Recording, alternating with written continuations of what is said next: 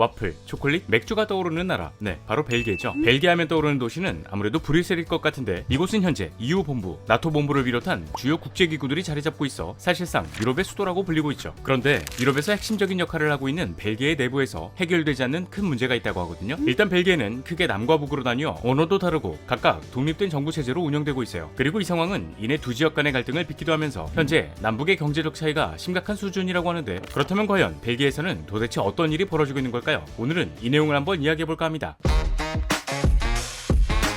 자, 오늘 저와 함께 살펴볼 지식 가이드는 남북으로 나뉜 벨기에입니다. 약 1200만 명의 인구를 가진 작지만 강한 나라 벨기에. 벨기에의 면적은 3528제곱킬로미터로 우리나라 경상남도와 북도를 합한 면적과 비슷해요. 하지만 벨기에는 영토의 크기와는 별개로 오래전부터 유럽에서 지리적으로 굉장히 중요한 나라였다고 하죠. 여기 이 지도를 보시면 프랑스, 독일, 네덜란드, 영국과 같은 강대국들 사이에 위치하고 있죠. 이걸 다시 말해보면 벨기에는 주변 강대국들과 보다 쉽게 교류를 할 수 있다는 거예요. 이는 유럽 교통의 요충지로도 해석할 수 있고요. 실제로 벨기에는 일찍부터 무역을 활성화해왔어요. 그 결과 세계 3대 항구 중 하나인 엔트워프 항구를 보유하고 있기도 하죠. 때문에 벨기에의 경제는 빠르게 성장할 수 있었고 2022년 기준 GDP는 주요 경제국 중 25위, 1인당 GDP는 16위로 1인당 GDP 측면에서만 본다면 우리나라와 홍콩, 일본, 독일, 영국 등을 앞서고 있어요. 그런데 이 작지만 강해 보이는 나라 내부에서는 아직 해결하지 못한 큰 문제가 있다고 합니다. 바로 남북 간 격차. 벨기에는 현재 영토를 딱 절반으로 나눴을 때 경제적인 차이를 포함해 다양한 측면에서 지역 격차가 크게 나타나고 있다고 해요. 먼저 남쪽은 왈롱 지역, 북부는 플란드런 지역으로 구분할 수 있고 왈롱 지역엔 31.8%, 플란드런 지역엔 57.6%, 그리고 수도 브뤼셀에 10.6%의 인구가 살고 있어요. 여기서 특이한 점은 두 지역은 공식적으로 사용하는 언어가 다르다고 하거든요. 그리고 이 언어의 구분은 곧 지역별 경제 수준과 직결되었다고 하죠. 크게 네덜란드어를 사용하는 플란드런 지역의 경우에는 유럽을 거미줄처럼 연결하는 철도, 수로, 항구 등이 있어서 대체로 부유하고, 이에 반면 프랑스어를 사용하는 왈롱 지역은 나라에서 나눠주는 돈에 의존할 정도로 빈곤한 모습을 보이고 있어요. 또 동쪽에는 독일어를 사용하는 일부 지역이 존재하기도 하는데, 이를 지역별 1인당 GDP로 보면 플란드런 지역이 왈롱 지역보다 2배 이상 높기도 하고, 심지어 1인당 GDP가 가장 높은 엔트워프 지역과 가장 낮은 지역인 릭상부르의 차이는 무려 12배에 달해 빈부격차가 극심하다는 것을 보여주기도 하죠. 그리고 이 상황은 벨기에의 역사적인 배경과 밀접한 관련이 있다고 합니다. 때는 시간을 거슬러 19세기, 지금은 유럽 교통의 요충지로 자리매김했지만 네덜란드와 프랑스의 식민지 시절을 겪기도 하면서 오랜 과거에는 주변국들의 침략과 병합에 시달리던 벨기에였어요. 하지만 1830년 벨기에가 독립을 하게 되거든요. 여기서 문제는 그동안 두 지역이 북부는 네덜란드, 남부는 프랑스로 나뉘어 영향을 받았기 때문에 언어와 문화, 사람들의 생활 양식에서까지 큰 차이를 보이고 있다는 것이었습니다. 이 영향으로 인해 벨기에는 독립 이후 언어에 따라 행정구역을 구분했어요. 그리고 이 선택은 훗날 두 지역 간의 경제적인 차이를 극심하게 만드는 데 큰 역할을 하게 되었죠. 그런데 독립 직후 벨기에의 상황은 지금과는 전혀 달랐어요. 영국을 제외하고 유럽 대륙에서 가장 먼저 산업혁명을 이뤄낸 벨기에는 당시 대규모 석탄 광산이 있던 남부 왈롱 지역을 중심으로 발전했습니다. 석탄과 철강 산업을 활성화한 남부 지역은 성공적으로 산업화를 진행시켰고, 이 시점을 기준으로 수많은 노동자들이 일자리를 얻기 위해 벨기에 남부 지역으로 이주하기 시작했죠. 이로 인해 남부 지역은 벨기에의 전반적인 부와 권력을 차지하게 되면서 실질적으로 네덜란드어를 사용하는 인구가 더 많았음에도 당시 경제와 정치를 장악한 남부 지역의 뜻에 따라 프랑스어를 공식 언어로 채택했어요. 뿐만 아니라 교육, 행정, 사법제도 등 프랑스어만 사용하도록 만들면서 네덜란드어를 사용하는 북부 지역을 강하게 억압하기도 했죠. 이 상황은 결국 벨기에의 중심은 남부, 지금의 왈롱 지역이 독점했다는 거고, 북부 지역의 사람들을 대상으로 한 차별이 이어지게 되면서 두 지역 간의 감정이 깊어지기 시작했습니다. 하지만 남부 지역의 독점은 그렇게 오래가지 못했죠. 제2차 세계대전 이후를 기준으로 두 지역의 경제 상황은 역전되기 시작하는데요. 산업혁명 초기부터 개발되어 벨기에 경제의 부흥을 이끌었던 석탄산업, 시간이 지날수록 석탄의 매장량은 점차 줄어들었고 시설도 노후화되면서 전반적인 손익 자체가 떨어졌던 거예요. 이로 인해 남부 지역에서는 쇠퇴의 조짐이 보이기 시작했지만 인건비는 점점 비싸져갔죠. 결국 벨기에의 남부 지역은 경쟁력이 떨어지게 되면서 수많은 석탄 광산이 폐광이 되었고 공장들은 문을 닫게 됩니다. 또한 지역 경제가 급격하게 쇠퇴하는 이 현상은 남부 지역의 실업률을 급격하게 증가시켰죠. 이에 반면 같은 시기 북부 지역에서는 상업과 무역을 중심으로 엄청난 발전을 이루게 되거든요. 북부 지역의 경우에는 다른 나라들과 무역을 하기에 아주 좋은 환경이었어요. 이 영향은 앞에서 언급되었던 세계 3대 항구 중 하나인 엔트워프 항구와 오늘날 벨기에 화물 운송량의 3분의 1을 차지하고 있는 엔트워프 화물철도역을 자리잡게 했죠. 게다가 보석의 황제라고 불리는 다이아몬드, 이름만 들어도 가격이 후덜덜할 것 같은데 엔트워프 엔트워프에는 세계 최초의 다이아몬드 시장이 만들어지면서 현재 전 세계 다이아몬드 원석의 85%가 엔트워프를 통과하고 있다고 해요. 지금이라도 당장 비행기 티켓이랑 돋보기 들고 가야 할 것 같은 생각이 들지만 벨기에의 핵심적인 주요 산업은 따로 있다고 합니다. 바로 자동차 산업과 화학 산업. 먼저 자동차 산업의 경우 벨기에는 제1차 세계대전 이전 이미 200개 이상의 자동차 제조업체가 있던 자동차 생산 국가였다고 해요. 비록 자체 브랜드는 없으나 볼보, 아우디, 포드 등 세계적인 자동차 기업들의 생산 공장이 있고 현재도 벨기에 자동차 매출의 85%가 북부 플란드런 지역에서 나오고 있다고 하죠. 또한 화학 산업의 경우에는 플란드런 지역에 유럽 최대이자 세계 2위 규모인 석유화학 클러스터가 자리 잡고 있거든요. 여기서 말씀드린 클러스터라는 것은 쉽게 말해 같은 일을 하는 기업들이 특정 지역에 무리지어 모여서 집단 생산 체제를 이루는 것을 말해요. 그리고 벨기에 플란드런 지역에는 세계적으로 유명한 화학회사 500여 개가 모인 생산 기지가 있고요. 이 상황은 즉 벨기에 산업시설 자체가 북부 지역에 밀집되어 있다는 거고 북부 지역에서 생산한 물건들은 항구 철도를 통해 보다 쉽게 무역을 할 수 있다는 거죠. 그리고 현재 벨기에의 경제는 약 70% 정도를 무역에 의존하고 있는데 이 중에서 대부분을 북부 지역이 담당하고 있어 남부와 북부의 소득과 실업률 차이는 점점 더 벌어지고 있죠. 물론 플란드런 지역이 성장하는 것을 왈롱 지역에서 가만히 지켜만 보고 있던 건 아니었어요. 프랑스어를 사용하는 남부 지역에서는 인구와 경제력 등을 포함한 벨기에의 주도권이 자칫하면 네덜란드어를 사용하는 북부 사람들에게 넘어가는 걸 걱정하기 시작했죠. 그래서 이때 결단을 내리게 되는데 이 결단이 다름 아닌 언어 경계선 설치를 제안했던 것이었습니다. 언어 경계선은 말 그대로 지역별 공식 언어를 나눠서 각각의 독립된 정부가 주도하자는 제안을 한 거죠. 북부 지역은 이 제안을 받아들였고 이 시점을 기준으로 두 지역 간 언어와 문화적 차이는 정치적인 부분에서도 크게 영향을 미치기 시작했어요. 지난 1971년부터 모든 정당이 네덜란드어권과 프랑스어권으로 분리 참여하게 되면서 양측 지역에서는 각각 정당에 투표하고 중앙정부는 양 지역의 대표들이 장관을 맡아 운영하는 공동정부를 구성하는 등 벨기에 정부의 복잡한 통치 시스템이 시작되었으니까요. 결국 이 상황을 지켜보던 벨기에 국왕이 양대 언어권 갈등을 중재하는 역할을 하기도 했어요. 그래도 한동안 거의 완벽한 지방자치제가 시행된 덕분에 벨기에의 평화를 유지했지만 프랑스어권과 네덜란드어권 주민들 간의 대립이 심화되는 등 지역주의가 점점 심해지고 있죠. 심지어 북부 플란드런 지역 사람들 사이에서는 우리 이대로는 못 살겠다고 불만의 목소리가 나오기 시작했거든요. 그 이유는 바로 남부 지역 사람들이 북부 지역에서 주는 돈에 의존해서 살고 있기 때문이었습니다. 이에 북부 사람들 입장에서는 우리가 왜 남부 사람들을 먹여 살려야 하는 것이냐 라는 불만의 목소리가 나왔던 거죠. 결국 2007년 북부와 남부의 갈등이 심해지면서 그냥 분리하자라는 시위까지 벌어지기도 했고 벨기에 국왕이 적극적으로 직접 중재에 나선 적도 있었어요.